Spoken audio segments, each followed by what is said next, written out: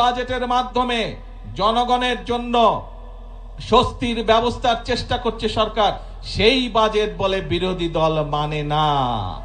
তারা দাবি তুলেছে কেন মদের উপরে আমরা ট্যাক্স বাড়ালাম, তারা দাবি তুলেছে কেন আমরা সিগারেটের উপরে ট্যাক্স বাড়ালাম, এই তাদের দুঃখ।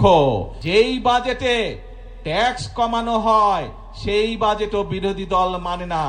যেই বাজেটে মদের দাম বাড়ানো হয়, যেই বাজেটে সিগারেটের দাম বাড়ানো হয়, সেই বাজেটও বিরোধী দলের পছন্দ নয়। তাহলে এবার বিরোধী দলের উদ্দেশ্য বুঝতে পেরেছেন, লক্ষ্য বুঝতে পেরেছেন?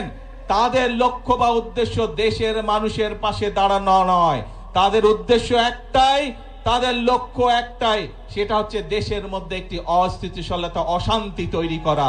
আপনাদের কাছে আমি বিচার দিয়ে যাচ্ছি যে যারা জনগণকে বিভ্রান্ত করতে চায় তাদের কষ্ট কেন বর্তমান সরকার ৬০টি নিত্য প্রয়োজনীয় দ্রব্যমূল্যের ট্যাক্স কমিয়ে দিল, এই হচ্ছে তাদের দুঃখ।